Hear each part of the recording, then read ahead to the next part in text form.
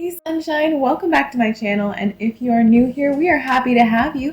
Today we are discussing some common questions about the Disney College Program, some that I've had when I first started, and things that I've heard while researching and actually being a part of the Disney College Program. So let's dive right in. First question, of course, what is the Disney College Program? Well, Disney has this internship where they bring in college students to work in the Disney parks. And that in turn provides experience for those college students and in some cases, credit towards their degree. Next question you may have after that is, when can you apply for the college program? You can apply for the Disney College Program anywhere between one semester after you start college and one semester after you graduate college. So I've been thinking of applying to the Disney College Program, but will this affect my school schedule? Well, good news, it doesn't have to.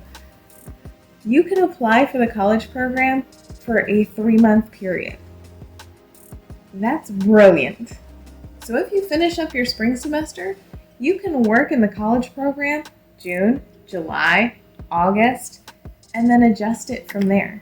If you can only work during 3 months in the summer, that's perfect. They'll take you June, July, and August for that 3-month program.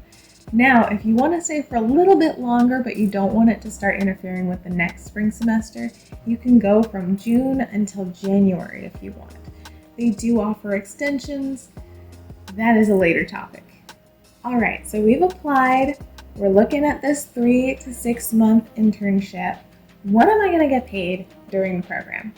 Honestly, don't expect a whole lot. This is an internship program after all, and kind of a cheap labor program for Disney as well. Don't tell them I said that. When I started last year, we were getting paid $13 an hour.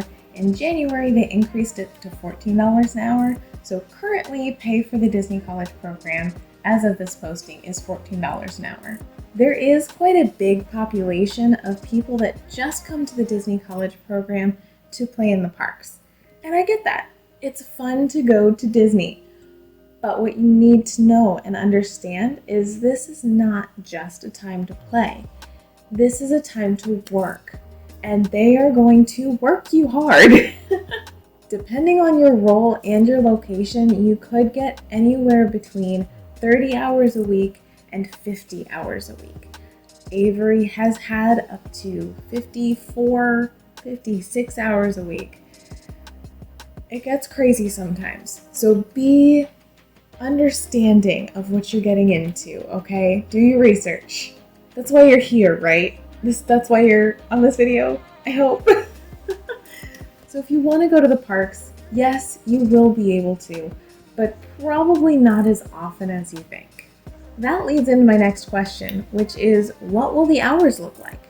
Like I said, it can range from 30 hours a week to 50 hours a week, depending on your role and location. And if you get more towards the 30 hours a week, you can pick up some hours, but it might be a little bit difficult. Anything reaching 40 hours and over is overtime. And if you're picking up from somebody else, that shift has to be overtime approved. If you are under 40 hours for that week, you definitely can pick up a shift from somebody as long as it, again, doesn't hit that 40 hours. There is also something that you will learn a lot about called the Hub. On the Hub, you can pick up shifts that are overtime approved, which is actually really nice. I've done that several times and it works beautifully. Just be prepared for anywhere between 30 to 50 hours a week. That's just it right there. Next question. Am I able to choose my role? The answer, as of right now, is no.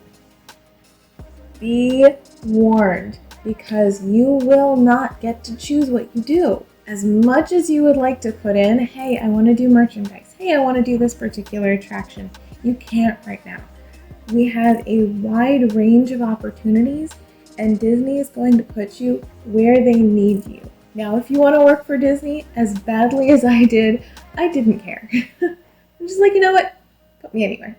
Put me where you want me. I will do whatever. It is a fantastic network opportunity, and you get to move around after that first college program if you do decide to stay. So opportunities lie there for you. It just depends on whether or not you want to seize it. On that note, we do have questions of what if you are worried about your role, what you're going to get. The answer to that is, brought up by my lovely roommate Savannah, choose the shortest program. That way, if you don't like your role, you don't have to go through it for very long, and you'll only have to be there for about 3 months before you can choose to extend. You can choose to apply for part-time or full-time if you want to stay, or just go home. Problem solved. All right, now that we've covered working for Disney, let's cover housing. What is housing for Disney College Program and how much does it cost? Currently, housing is Flamingo Crossings Village. We have East and West right now. I think they finally finished building West. I haven't been over there in a hot minute.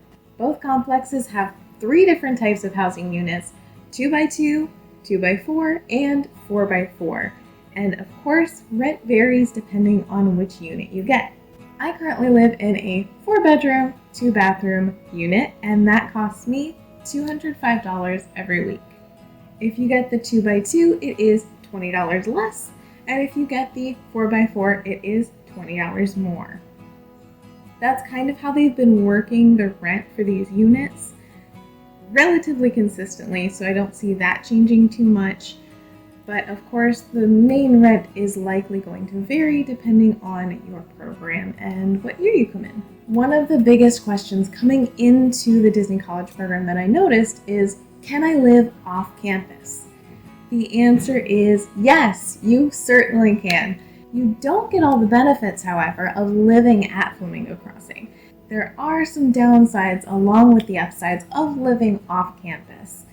We have a ton of things that are offered for Flamingo Crossing residents only, such as meet and greets, parties, food options. There are gatherings. There's Discover Disney, which is kind of getting behind the scenes of certain areas. We also have some really cool amenities. There's ping pong tables, basketball hoops, pools with large TV screens. Massive TV screens, seating areas, hammocks, grills, a giant gym, which is actually really cool to go into, and just the overall ease of use of being on campus. We do also have a bus system that transports you from Flamingo Crossings East or West to wherever your work location is. 2 big draws for living off campus are it can be cheaper if you can find the right place, and you kind of get to pick a little bit more of your area, where you want to live, what your housing looks like, that kind of thing. Flamingo, you don't get a choice. You're just kind of thrown in here with whatever they have. So there's that. Next question. Am I able to choose my roommates? Yes and no. This is not a very straightforward answer because Flamingo doesn't give you a very straightforward answer. They give you options of linking up with different roommates, but they don't guarantee that you'll get those roommates. Next question. Can I bring my car? This one is also not a very straightforward answer because the straight answer is yes, but you're not guaranteed a parking pass. The parking passes are the things that allow you to park in Flamingo's direct parking lot. You also might have the opportunity to get a second tier parking pass that can also get you parking in the Town Crossings shopping center across the way. So we're not terribly far from your car, but it's not just a straight walk to the parking lot. Do your research for bringing a car, because that's a little complicated. Another question that might affect quite a few people actually is, I have a disability, an allergy, a medical need of any kind. What does Disney do about that? What does Flamingo do about that? Well, you submit a medical accommodation form. They do have separate ones for work and for housing, and I think you're submitting the housing ones directly to Flamingo now. When I first started, I submitted mine to Disney, and they took care of it from there. I have heard cases where the medical accommodations were not accepted or honored.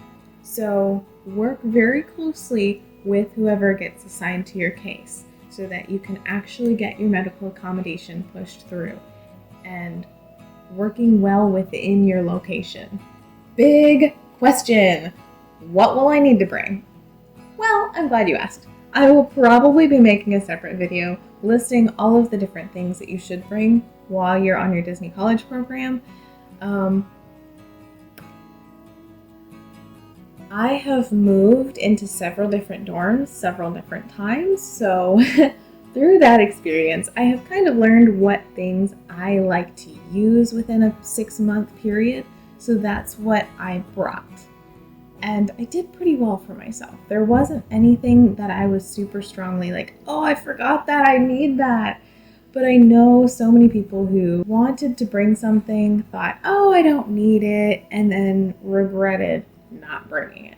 For example, some pots and pans. So with that separate video coming out hopefully soon, hit that subscribe button and that notification bell icon to make sure you get notified of whenever I post that video. Alright guys, we made it to the last question. What is the interview process like? It has, for the last many years, been a web-based interview and a phone interview. They haven't had the phone interview since they've brought the college program back since the COVID closure. It's just been the web-based interview. I really think they should bring back the phone interview because it would definitely help them place a lot more people. Anyway, you go in, you apply for the college program, and if you get past the initial application, then they'll send you a web-based interview. You go through this web-based interview that asks you all kinds of scenario questions, and if you answer the way that they want it to be answered, then you'll get accepted more than likely, and after you're accepted, then it's kind of just a waiting game until you get your role and your location.